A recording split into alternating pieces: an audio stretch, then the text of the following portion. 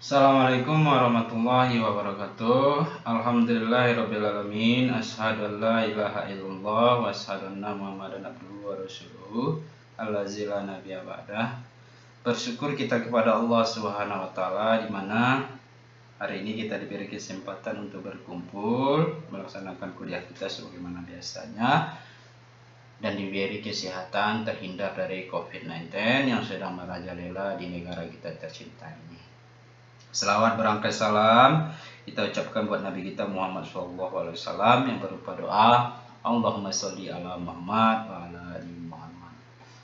Yang saya hormati Ibu Sulastri selaku dosen pengampu mata kuliah ekonomi pendidikan, dan yang saya banggakan Bapak Ibu sekalian dan rekan-rekan satu perjuangan.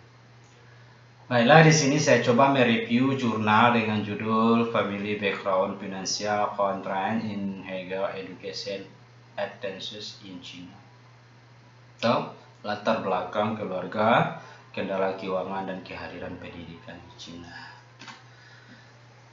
Pendahuluan di dalam jurnal ini menjelaskan bahwa faktor jangka panjang seperti kemampuan skolastik dan pendidikan orang tua yang secara signifikan berkorelasi dengan kehadiran pendidikan tinggi. Sebaliknya, jangka pendek kendala keuangan juga secara signifikan terkait dengan akses pendidikan yang lebih tinggi. Tetapi untuk tingkat yang lebih rendah, latar belakang dalam jurnal ini, sejak China mulai menerapkan reformasi pasar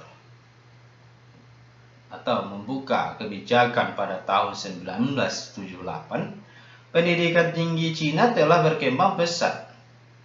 Pada tahun 2005, total pendaftaran meningkat menjadi 23 juta atau setara partisipasi kasar mencapai 21%. Namun karena ekspansi yang cepat sejak tahun 1999, variasi besar dalam kualitas antara universitas dan perguruan tinggi juga muncul. Kehadiran pendidikan tinggi, terutama di universitas kualitas yang lebih baik, lebih kompetitif dari sebelumnya. Dari jurnal ini, ada 3 pendapat para ahli yang saya kutip, di mana yang pertama menurut Ian tahun 2006, yang kedua menurut Carneiro dan Heckman tahun 2002, dan yang ketiga menurut Ken tahun 1994. Ini nanti bisa Bapak Ibu baca di slide kita yang sudah ditampilkan. Hasil temuan dari jurnal ini bisa kita menemukan atau saya menemukan menunjukkan bahwa tingkat kehadiran siswa di 3 lembaga kualitas tinggi dipisahkan oleh tingkat penghasilan. Data menunjukkan bahwa siswa dari kelompok pendapatan yang lebih tinggi menghadiri universitas elit lebih sering daripada siswa dari kelompok berpenghasilan rendah. Dan siswa dari kelompok berpenghasilan rendah menghadiri kurang akademis lebih lembaga pendidikan tinggi bergengsi dibanding siswa dari kelompok pendapatan yang lebih tinggi. Dan di sini hasil penelitian dalam jurnal ini menunjukkan efek pendidikan orang tua juga sangat berpengaruh. Karena orang tua yang memiliki pendidikan tinggi akan mendaftarkan anaknya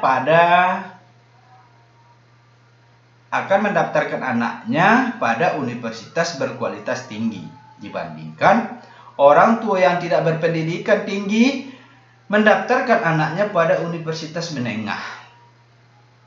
Orang tua berpendidikan mungkin lebih mampu mengembangkan bakat skolastik anak-anak mereka dibandingkan dengan dan membantu dan mengarahkan studi mereka. Maka dari itu hasil di atas menyiratkan bahwa memasuki sebuah universitas kualitas yang lebih tinggi dikaitkan dengan kedua, biaya kuliah lebih rendah dan bantuan finansial yang lebih tinggi. Namun Seperti disebut sebelumnya, jumlah siswa dari keluarga berpenghasilan rendah di universitas elit secara signifikan kurang dari keluarga yang berpenghasilan tinggi. Tujuan dari penelitian ini, dari jurnal ini dapat kita lihat bahwa tujuan dari penelitian ini melakukan analisis empiris tentang peran rumah tangga di status keuangan dan jangka panjang faktor yang terkait dengan latar belakang keluarga pada kesempatan pendidikan yang lebih tinggi, dan setelah itu mengusulkan rekomendasi kebijakan keuangan pendidikan tinggi di Cina. Sampel dalam penelitian jurnal ini dapat kita lihat data diambil dari jurnal mahasiswa di Cina pada bulan Juni 2004. Data menggunakan random sampling.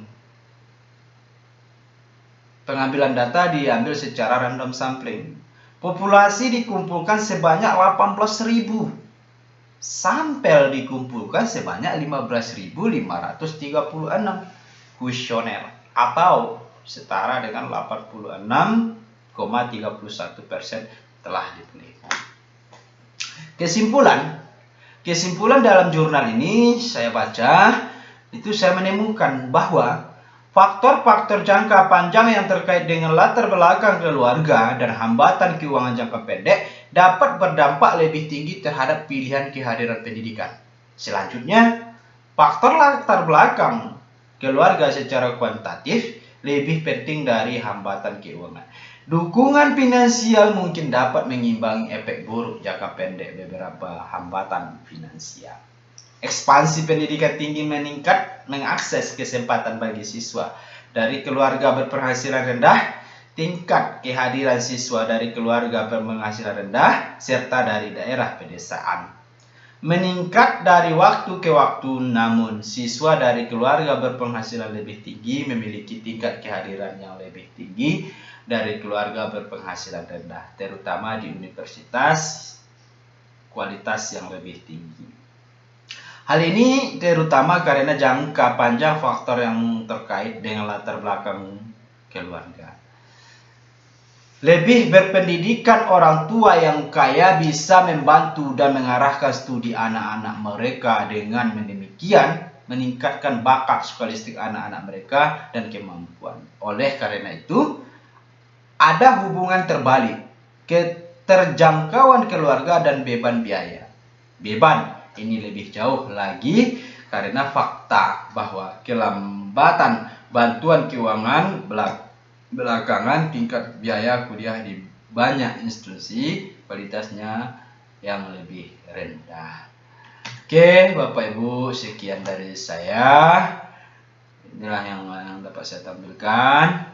Banyak maaf bila bisabil haq, fastabiqul khairat. Assalamualaikum warahmatullahi wabarakatuh.